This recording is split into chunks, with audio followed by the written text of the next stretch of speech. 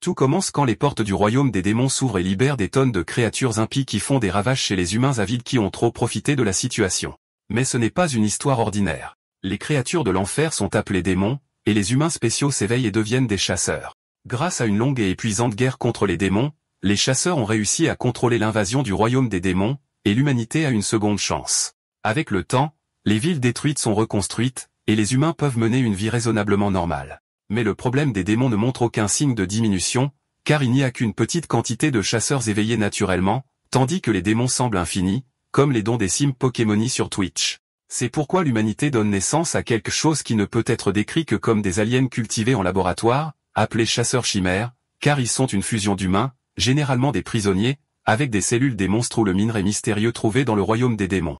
Dans une course contre la montre pour la survie des humains, les scientifiques ont réussi à rendre possible la production en masse des chasseurs chimères. Cela conduit à une forte amitié entre les scientifiques et les chasseurs, car les chasseurs n'ont plus besoin de sortir et de constamment mettre leur vie en danger, tandis que les monstres interviennent et sauvent des vies à leur place. Des décennies de paix passent, et les savants fous commencent à créer des laboratoires illégaux pour mener leurs expériences humaines maudites. À l'intérieur de l'un de ces laboratoires secrets, 2 scientifiques terminent leur quart de travail en observant la dernière chimère du jour, le numéro 17. 4 crie à son pote, Zuck, de ne pas trop s'approcher s'il veut que sa tête reste attachée, mais Zuck lui dit que notre gars, le numéro 17, est en état de mort cérébrale à ce stade, et qu'il est essentiellement un légume jusqu'à ce qu'il reçoive des ordres directs. En regardant l'abomination allongée dans l'obscurité dans son état pitoyable à cause des expériences inhumaines inimaginables qui lui ont été faites, Zuck remarque que son bras droit est mutilé, probablement à cause d'une expérience qui a mal tourné. Ressentant une réelle pitié pour la créature, il décide de faire un rapport sur le numéro 17, car il ne fait aucun doute qu'il sera abattu tôt ou tard de toute façon. À l'intérieur du bureau du directeur, les hommes rapportent que le corps du numéro 17 est irréparable, et ils sont en fait choqués qu'il puisse encore respirer parce que toute autre chimère serait morte depuis longtemps dans ce genre d'état.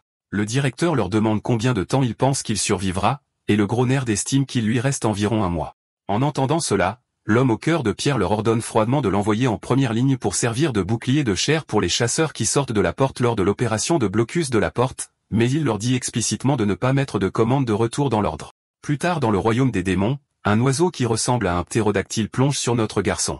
Mais avant même qu'il n'entre dans sa stratosphère, il tranche l'oiseau comme s'il était en papier. Son prochain adversaire est une copie de Victreebel qui émerge du sol, mais notre garçon le frappe dans les airs et commence à frapper le monstre végétal avant d'ouvrir sa bouche à cauchemar pour charger son souffle de foudre et anéantir tout et n'importe quoi se tenant à des kilomètres devant lui. En analysant sa puissance de combat, les chasseurs sont complètement abasourdis par la chimère qui est facilement un rang S ou même plus. L'un des gars se tourne pour regarder le portail, qui ne montre toujours aucun signe de fermeture, mais les membres de son équipe lui assurent qu'ils n'ont pas à s'inquiéter des monstres qui passent tant qu'ils ont la chimère de rang S qui fait son travail pendant qu'il s'occupe simplement des déchets qui le dépassent. Juste après qu'il se soit débarrassé des derniers mobs de déchets restants, la porte commence soudainement à s'effondrer sur elle-même, alors les chasseurs s'enfuient aussi vite qu'ils le peuvent. Alors qu'ils se retirent, la dame demande pourquoi ils laissent la chimère derrière, et l'homme répond qu'ils ont reçu l'ordre direct de l'abandonner. En regardant le monstre crabe géant torturer notre garçon, la dame ressent de la sympathie pour la pauvre chimère qui a empêché à elle seule qu'une catastrophe majeure ne se produise, mais l'homme ne ressent absolument rien et dit que les chimères sont à peu près des serviteurs sans cervelle fabriqués dans des laboratoires, nés pour prendre des ordres et rien d'autre. Même si notre garçon perd ses parties du corps comme si elles étaient en vente, les chasseurs pensent à lui comme juste un autre monstre. Après que les chasseurs soient partis, il continue à combattre les monstres comme si sa vie en dépendait vraiment. Pendant ce temps, les ordres se répètent dans sa tête qu'il ne peut pas revenir même après la fin de la mission. Debout dans une mare d'acide, les 2 dernières cellules cérébrales encore actives dans son crâne crient qu'il devrait revenir, mais son code ne lui permet pas de se retirer. Dans l'opération, près de 2000 démons ont été tués, mais pas un seul chasseur n'est mort grâce à sa contribution massive. Et dans ces derniers instants où il ne reste plus qu'une tête, sa vie défile devant ses yeux qui s'éteignent. Il se souvient finalement qu'il était en fait un garçon humain qui a été enlevé à l'âge de 9 ans seulement. À partir de ce moment, il voit sa vie se dérouler devant lui comme un film à partir d'une cassette poussiéreuse. Même si la pourriture du cerveau l'a tellement handicapé, il ne peut même pas comprendre ce qu'il voit. Avec le film de la vie qui se joue dans son esprit, il regarde silencieusement les scènes se dérouler devant lui, la plus ancienne étant celle de l'époque où il est né dans un orphelinat. 9 années passent, et il grandit pour devenir un garçon méchant qui jette des pierres sur les enfants qui le traitent de lait comme tous les enfants de 9 ans dérangés le font. Mais cela rend la directrice de l'orphelinat tellement déçue. L'homme sénile dit qu'il en a marre de ces conneries incessantes et le vire de l'orphelinat sans se soucier le moins du monde si l'enfant meurt dans le froid glacial. Une équipe de scientifiques le trouve évanoui sur le sol, et l'un des scientifiques est légèrement perturbé par le fait que les bidonvilles sont le seul endroit où il peut trouver des enfants abandonnés dans les rues comme des œufs de Pâques. Il fait ce que tout vrai savant fou fait et ramène notre garçon au laboratoire pour mener des expériences illégales tordues sur lui. Au cours de sa première expérience, il lui lance un sort pour l'empêcher de s'enfuir à nouveau et le nomme numéro 17. Finalement réveillé, la première chose que notre garçon voit à son réveil, ce sont des fous qui l'enregistrent pendant qu'ils lui injectent des vers à soie de rang S dans le sang. Il essaie de bouger, mais ils l'ont attaché comme s'il était un animal sauvage sans droit. Les jours passent, et les médecins n'arrivent pas à croire qu'il ne montre pas un seul effet secondaire.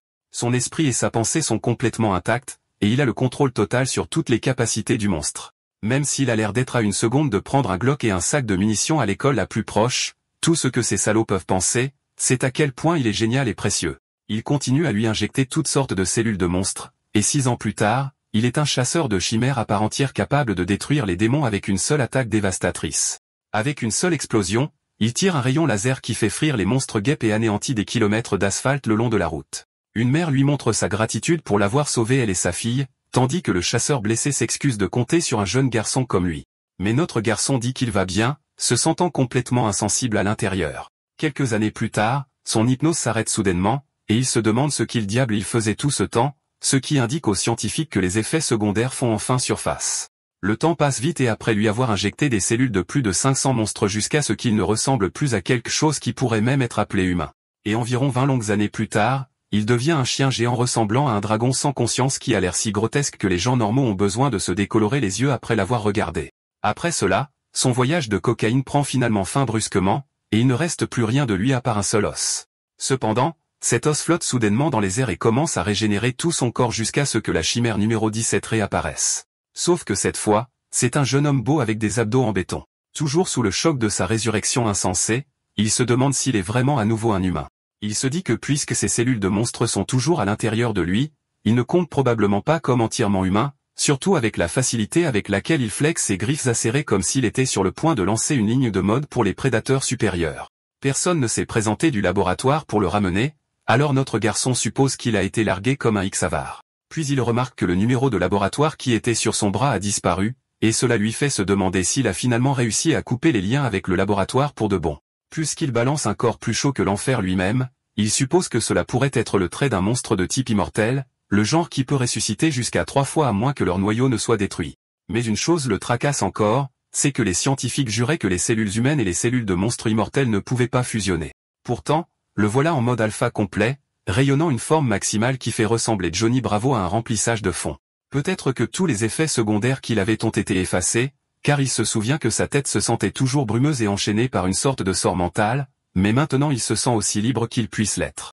Alors il se dit qu'il est peut-être temps de vivre à nouveau comme un véritable humain maintenant que ses jours de toutou obéissant connu sous le nom de numéro 17 sont terminés. Ce nom était juste quelque chose qu'on lui a collé au hasard de toute façon, et il essaie de se souvenir de son vrai, mais est soudainement entraîné dans un flashback où ce vieux scientifique l'appelait un lunatique avec une personnalité rude, mais lui a quand même dit d'aider les gens à partir de maintenant. Le vieil homme lui a demandé de consacrer sa vie à sauver 1000 personnes, mais à l'époque, notre garçon, se noyant dans son air emo-edgy, n'a même pas pris la peine de répondre.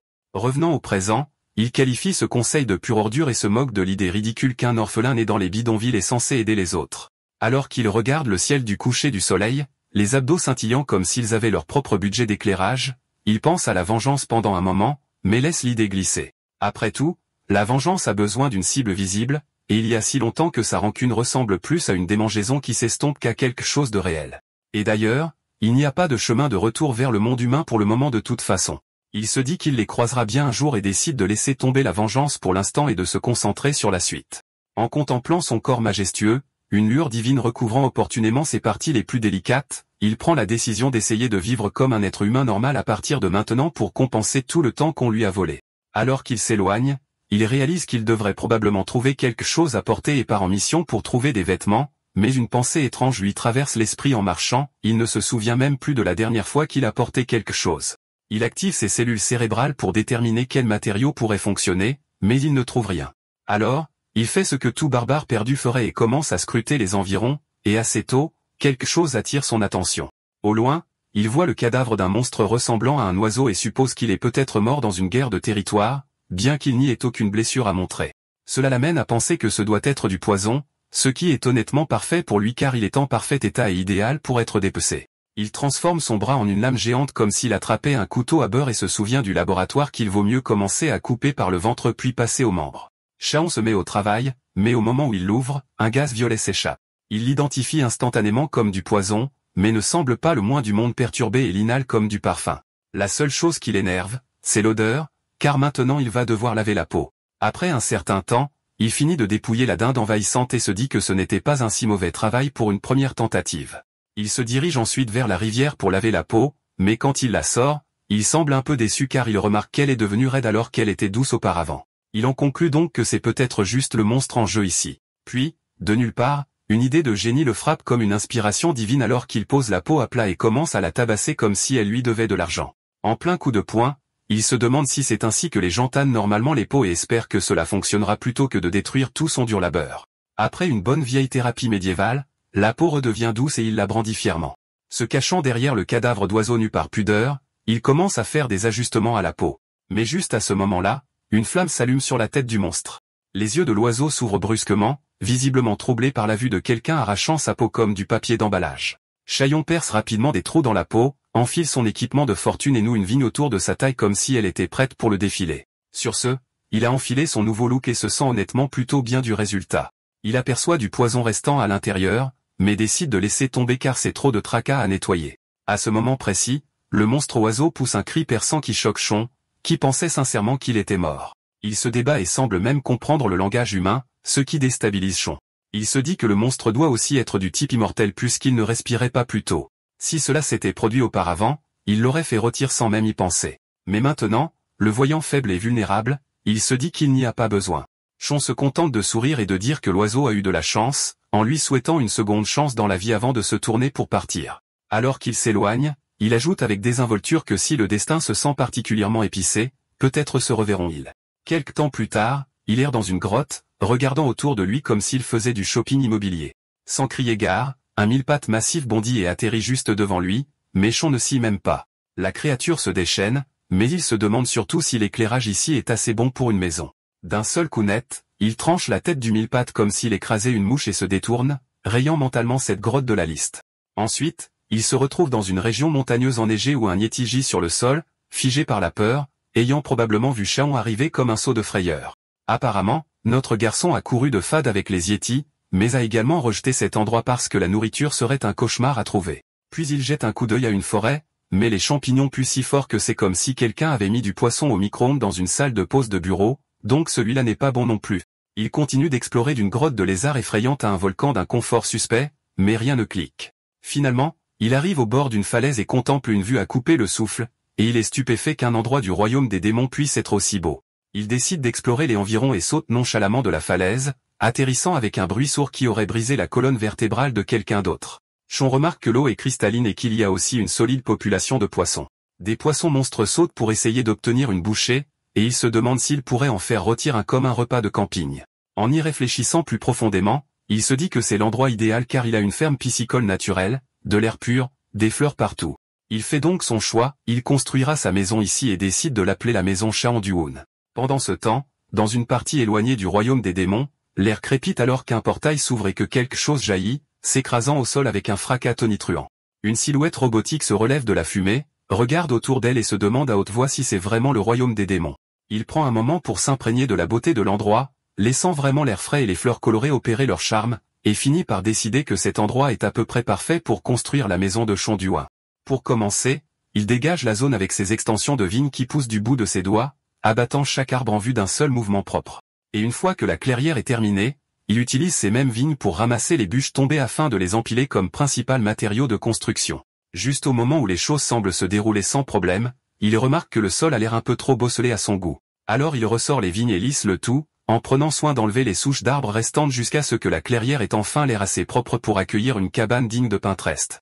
Alors qu'il met les bûches en place et plante les principaux piliers de la structure, il commence à remarquer comment son corps bouge presque par instinct, et il se demande si c'est ce que les gens veulent dire quand ils parlent de libre arbitre, surtout que c'est la première fois qu'il construit quelque chose qui lui appartient réellement. Il pose ensuite les planches du plancher et décide d'essayer du mucus de monstre de type escargot à la place des clous, car ce truc durcit en quelque chose de proche de la roche, et il se dit que cela pourrait même fonctionner comme imperméabilisant, ce qui ressemble honnêtement à une victoire. Lorsque la structure principale est terminée, il lui donne une touche personnelle en recouvrant le toit de quelques fils de cocon de verre à soie, ce qui lui donne l'assurance que les monstres ne viendront probablement pas frapper de sitôt.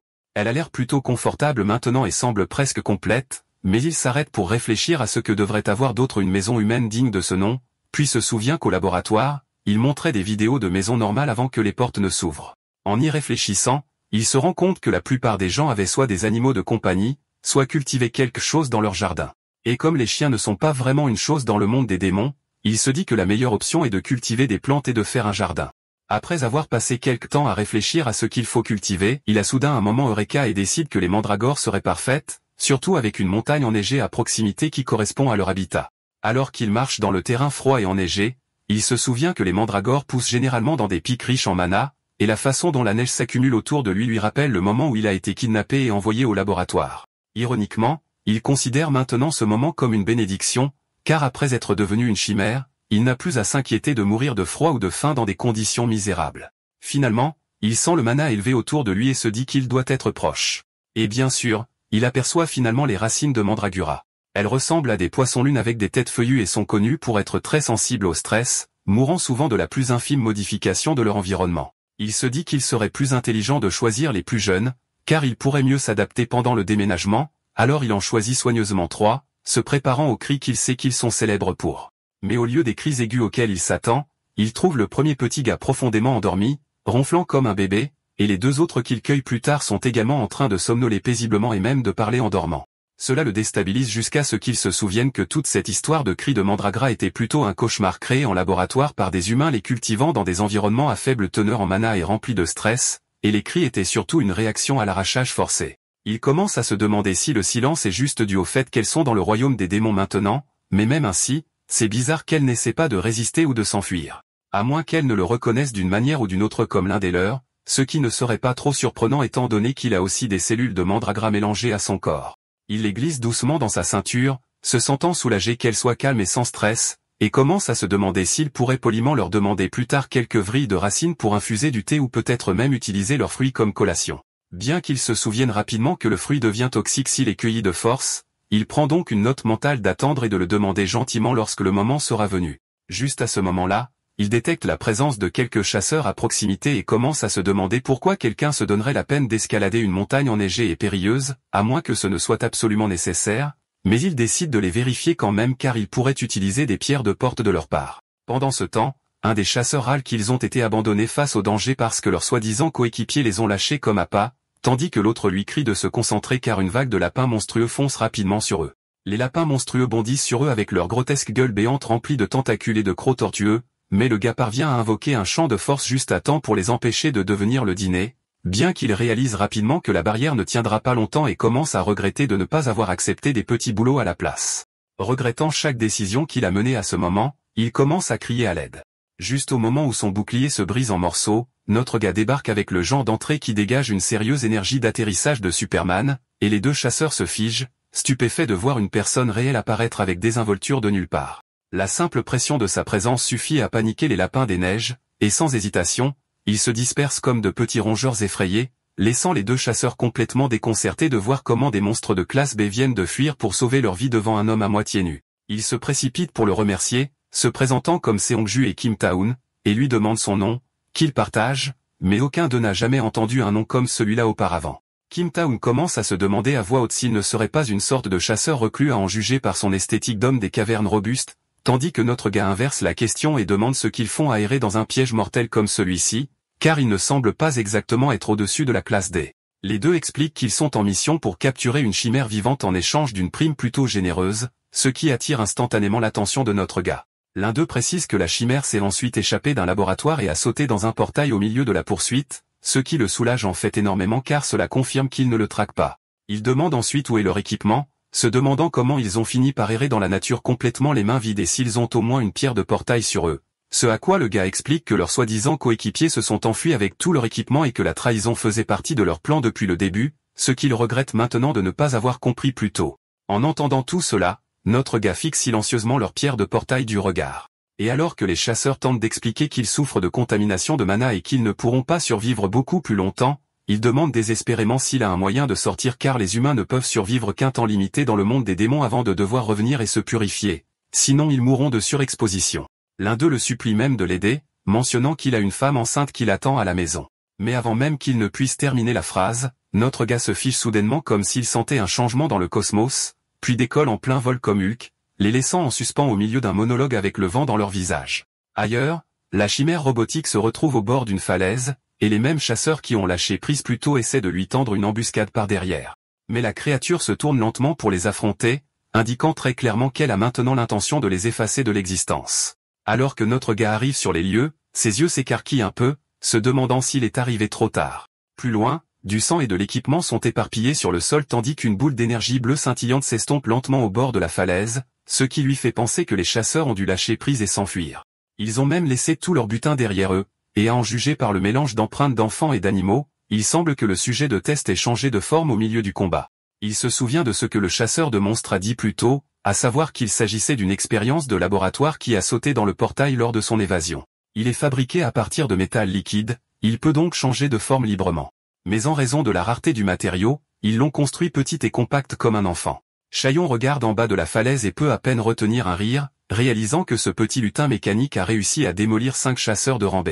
Pendant ce temps, de retour avec notre duo de chasseurs malmenés, Kim secoue désespérément Seong-ju, lui disant de ne pas abandonner.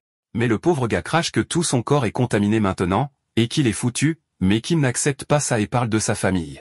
Seong-ju utilise le peu de force qui lui reste pour demander à Kim de s'excuser auprès d'eux pour lui, mais Kim lui crie de tenir bon et insiste sur le fait que les miracles existent bel et bien. Juste à ce moment-là, quelqu'un entre en scène, se quittant immédiatement Kim, mais il s'avère que c'est Chaillon qui revient tranquillement avec tout leur bagage. Dès que le chasseur de monstres le voit, il court vers lui, tombe à genoux et commence pratiquement à prier Papa Chaillon de les sauver tous les deux. Notre héros est confus au début, mais se souvient alors qu'il leur a dit qu'il n'avait pas de pierre de portail. C'est alors que Kim sort soudainement quelque chose de sa poche, 2 chèques de 10 millions de yens, et le supplie de bien vouloir leur donner une pierre de portail. Il ne cesse de délirer que s'ils ne sortent pas maintenant, ils vont vraiment mourir. Pendant ce temps, Chaillon fixe l'argent et essaie d'imaginer le montant total dans sa tête. Il sait qu'il n'y a aucun moyen de l'utiliser dans ce monde, mais une fois qu'il aura atteint le monde humain, cela lui sera très utile. Alors, avec toute la générosité que son cœur chaotique peut rassembler, il sort une pierre de portail. Kim s'incline parfaitement à 90 degrés et commence à le remercier encore et encore, jurant qu'il n'oubliera jamais cette bonté. Le chasseur de monstres court vers son partenaire, criant qu'ils vont sortir d'ici aussi vite que possible tandis que Chon regarde juste les 2 chèques, se demandant où les cacher. Alors que les deux se dirigent vers le portail, Chaillon demande quel est le prix actuel de la pierre de portail et on lui dit qu'il a atteint 1 million de yens. Toujours aussi humble, il dit qu'il a l'impression d'avoir été payé beaucoup trop cher et pose une main sur l'épaule de Seong-ju et dit avec désinvolture qu'il va lui donner de la monnaie à la place. Kim a l'air confus jusqu'à ce qu'il réalise ce que fait Chaillon, qu'il injecte du mana directement à son partenaire. Il lui crie immédiatement d'arrêter car transférer du mana à quelqu'un d'autre est dangereux. Et si cela réagit mal, les 2 personnes pourraient mourir sur le coup. Kim panique, pensant que c'est ainsi que ça se termine, mais alors Seong-ju se redresse soudainement comme si quelqu'un venait d'appuyer sur le bouton de réinitialisation alors que l'énergie démoniaque à l'intérieur de lui est complètement purifiée. Il prend Kim dans une étreinte larmoyante tandis que le pauvre gars reste juste là, stupéfait, essayant de comprendre ce qui vient de se passer. Chaillon se retourne pour partir alors que Seong-ju crie qu'il n'oubliera jamais cette faveur, tandis que Kim est toujours figé sous le choc alors qu'il essaie de comprendre qui est Chaillon. Notre gars rentre chez lui et s'arrête dehors une seconde, puis expire de soulagement après n'avoir senti aucun intrus. Les plantes mandragores commencent à se réveiller. Leurs feuilles ont l'air tombantes et tristes, ce qui soulève instantanément des drapeaux rouges, alors il se met au travail pour les planter tout de suite. Une fois qu'elles sont toutes dans le sol, il se demande si elles vont bien, mais elles ont toujours l'air plutôt misérables. Chon regarde leurs expressions déprimées et pense que cela pourrait être dû au fait qu'elles ont été arrachées de leur habitat d'origine, ou peut-être qu'elles meurent de faim. Décidant de tester la deuxième théorie, il injecte un peu de son mana dans le sol. Les plantes monstrueuses se raniment instantanément comme si elles venaient de boire un expresso, et notre gars ne peut s'empêcher de sourire du résultat. Pendant qu'il discute avec ses nouveaux colocataires feuillus, il sent une présence derrière lui. Il suppose que c'est probablement la créature mécanique que ses chasseurs poursuivaient, bien qu'il trouve étrange qu'elle l'ait suivi jusqu'ici. Choisissant de l'ignorer pour l'instant, il cache l'argent et commence à trier les sacs de butin. Il s'avère qu'il a fait une grosse affaire car il a maintenant des vêtements de rechange, des sacs de couchage, du matériel de cuisine, et juste à ce moment-là, ses yeux s'illuminent quand il trouve un paquet de ramen. La dernière fois qu'il a mangé ces trucs, c'était à l'orphelinat, et la nostalgie est forte. Se sentant affamé et excité, il décide de le cuisiner tout de suite. Suivant la recette au mieux de ses capacités, il se dirige vers le lac pour chercher de l'eau, mais réalise rapidement qu'il n'a aucune idée de la façon de mesurer la bonne quantité. Avant qu'il ne puisse trop réfléchir, les poissons du lac aux dents acérées bondissent soudainement comme s'ils essayaient de mordre. Se souvenant de la façon dont les gens jettent habituellement des trucs au hasard dans les ramen pour la saveur, il prépare ses doigts et arrache l'âme d'un des pauvres poissons. Ensuite, il cherche des ingrédients comme des œufs et peut-être des oignons verts. Il tombe sur des œufs bizarres en forme de capsule et en prend quelques-uns.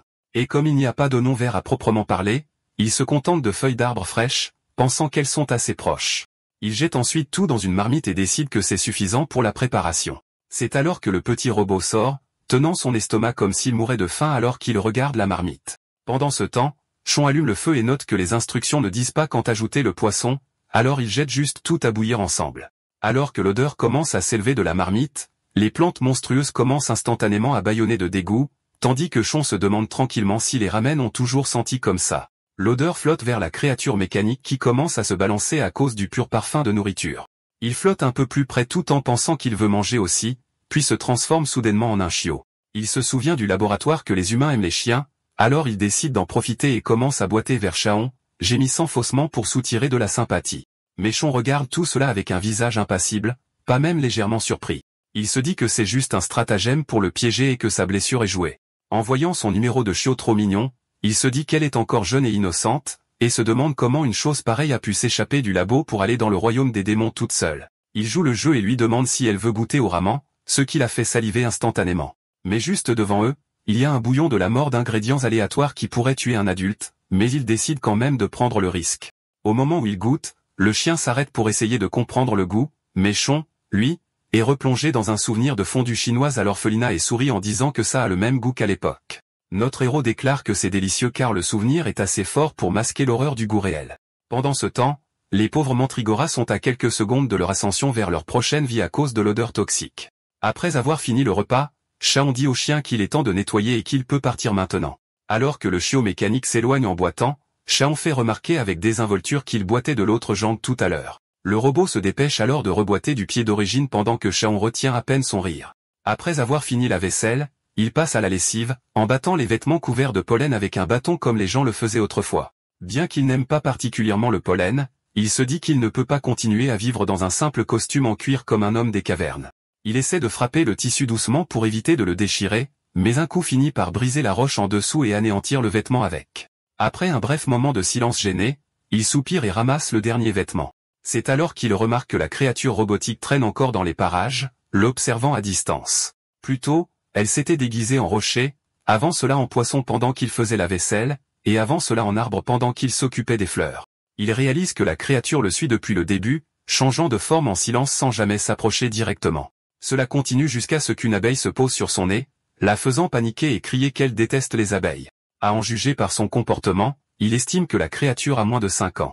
Son discours est mécanique et maladroit, un trait souvent observé chez les jeunes chimères avec des souvenirs artificiellement implantés. Choisissant de l'ignorer, il s'éclaircit la gorge pour faire prendre conscience à la créature de sa présence et commente avec désinvolture la beauté des fleurs de Forsythia. Pendant ce temps, il finit la lessive et murmure que la tâche a été plus difficile que prévu. Malheureusement, il réalise que les vêtements sont trop petits pour lui, ce qui lui donne l'impression que tous ses efforts ont été vains. Il étend le linge sur un fil de soie, puis décide de vérifier l'état des mandragores. La créature, saisissant l'occasion, attrape la chemise qu'il vient de laver et la porte, désireuse de lui ressembler. Après avoir déclaré que la chemise lui appartient, elle se transforme en une petite fille. Pendant ce temps, il trouve les enfants mandragores luttant contre la terre. Leurs feuilles sont fanées et leurs racines ont l'air desséchées, ce qui est étrange puisqu'il a déjà enlevé toutes les mauvaises herbes. Curieux, il creuse et découvre que le sol est encore rempli de verre et de débris, ce qui empêche les plantes de pousser correctement. Il réalise qu'il aurait dû labourer le sol dès le départ, et que cet oubli a peut-être mis en danger les enfants mandragores. Voulant arranger les choses, il commence à préparer un jardin de la taille de sa maison. À ce moment-là, la fille mécanique se place devant lui et le salue. Il est un peu surpris de l'entendre enfin parler. Elle lui demande si la maison lui appartient, et il répond que oui. Immédiatement, elle en conclut qu'il doit être originaire du royaume des démons. Décidant de la taquiner un peu, il joue le jeu et lui demande de quelle tribu elle est. La question la déconcerte, mais elle essaie de bluffer, affirmant qu'elle vient d'un endroit très éloigné de l'autre côté de la cascade, un endroit qu'il ne pourrait pas trouver. Il plaisante en lui demandant si cela signifie qu'elle est de la tribu des noix de coco. Et sans hésiter, elle hoche fièrement la tête comme si c'était la chose la plus évidente au monde. Quand il l'interroge sur la chemise, elle explique avec désinvolture que dans sa tribu, celui qui trouve quelque chose le possède, c'est juste leur façon de faire. Il est amusé par sa logique, la laisse la garder et lui demande ce qu'elle fait ici. Elle répond qu'elle a été expulsée de sa tribu et lui demande timidement si elle peut rester ici avec lui, expliquant qu'il n'y a pas d'insectes et qu'il y a une vraie maison. Donc, dans l'ensemble, ça a l'air sûr. Tout en tripotant nerveusement ses pouces comme si elle répétait une audition pour attendrir. Réalisant qu'elle cherche juste un endroit paisible pour se reposer, il accepte, mais seulement si elle participe aux tâches ménagères. Ses yeux s'illuminent instantanément, et elle demande ce qu'il veut qu'elle fasse, prête à se lancer dans n'importe quelle mission qu'il lui confiera. Il lui dit qu'ils doivent préparer un potager pour que les mandragores aient un foyer digne de ce nom. Sans hésitation, elle attrape le bâton, prend une pause assurée et dit qu'elle est assez forte pour ce travail. Puis elle se met à anéantir complètement le sol comme s'il était fait de génoise. La regardant labourer le sol sans effort, il se dit soit elle est vraiment mauvaise pour faire semblant d'être normale, soit elle n'a aucune idée du fonctionnement des enfants normaux. Il finit par se présenter et lui demande son nom. Elle s'arrête, visiblement prise au dépourvu puisqu'elle n'a pas de nom. Et après s'être inspirée des fleurs qu'elle a vues plus tôt, elle déclare que son nom est Kimnari. Il voit bien qu'elle vient de le copier sur Forsythia, mais elle est allée trop loin et le répète avec un visage impassible. Bientôt, le potager est prêt, et Chion parvient même à installer une petite clôture en pierre soignée autour. En voyant les racines de mandragara si joyeuses, il regrette de ne pas avoir fait tout ça plus tôt, mais Kim se tait soudainement. Il remarque le changement et lui demande pourquoi elle pleure. Elle essuie ses yeux et dit que les mandragores lui rappellent ses amis, ce qui le fait s'arrêter et se demander si quelque chose comme l'amitié pourrait même exister dans le laboratoire. Avant qu'il ne puisse en demander plus, un cri strident et aigu traverse la forêt. Il lui explique que ce ne sont que des monstres qui se chassent les uns les autres, une musique de fond en quelque sorte, dans ce genre d'endroit. Mais Kim se recroqueville d'inquiétude et lui dit qu'elle a vu un petit poussin plus tôt avant de trouver sa maison, et maintenant elle a peur qu'il ait des ennuis. Chaillon hoche la tête, et elle ajoute qu'il avait l'air d'avoir déjà été mordu. Il lui dit sans détour qu'il va probablement se faire manger bientôt. La regardant trembler, il se dit qu'elle veut le sauver, mais qu'elle n'y arrive pas. Elle murmure qu'elle ne peut pas sauver les monstres, et il comprend que le lavage de cerveau la bloque probablement encore mentalement, l'empêchant de faire ses propres choix. Alors au lieu de lui dire quoi faire, il lui fait une suggestion, formulée avec soin que le poussin pourrait survivre si elle y retourne et c'est tout ce qu'il a fallu pour la faire se lever et sprinter. Pendant ce temps, dans les bois, des abominations ressemblant à des guêpes avec 2 rangées terrifiantes de dents latérales attaquent déjà le poussin blessé. Alors que l'une d'entre elles s'apprête à achever le travail, Kim surgit comme une tornade caféinée, décapite l'une d'entre elles d'un coup de pied, disant qu'elle sauvera le poussin quoi qu'il arrive. Pendant le combat, elle a un flashback de son séjour au laboratoire. Les autres enfants chimères lui en voulaient de gagner constamment la première place aux essais de combat classés. Cela signifiait que les autres enfants devenaient éligibles pour les expériences les plus effrayantes avec les taux d'échec les plus élevés. Ils lui ont arraché sa peluche, l'ont jetée à terre, et lui ont dit qu'elle devrait les laisser gagner, pour une fois. Ils ont même dit qu'il aurait mieux valu qu'elle n'existe pas en la frappant sans arrêt. Elle n'a jamais compris parce qu'elle faisait juste ce qu'on lui disait. Maintenant, face aux monstres, elle leur crie d'arrêter. Elle hurle que ce n'est pas bien qu'un groupe s'en prenne à quelqu'un de plus faible, puis elle frappe et envoie la dernière guêpe dans une autre dimension. De retour à la maison, Chaillon nourrit Mana aux racines de mandragore, se sentant probablement comme un papa plante discret, quand Kim réapparaît. Elle court vers lui, serrant le poussin dans ses bras et criant à l'aide, paniquée à l'idée qu'il ne se réveille pas. Il lui dit de ralentir et de respirer. Alors qu'il regarde de plus près, quelque chose dans cette petite boule de plume lui semble étrangement familier.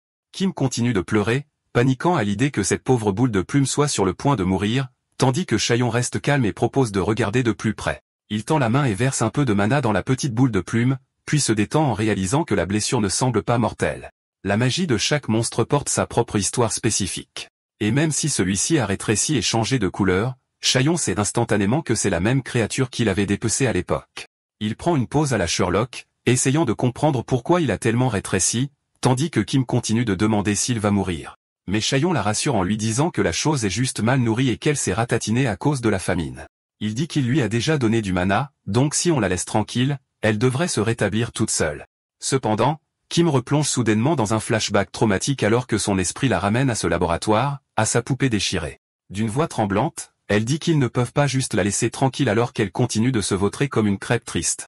Elle la serre fort dans ses bras en faisant ses yeux de chiot et demande si elle peut la garder, promettant d'en prendre soin correctement.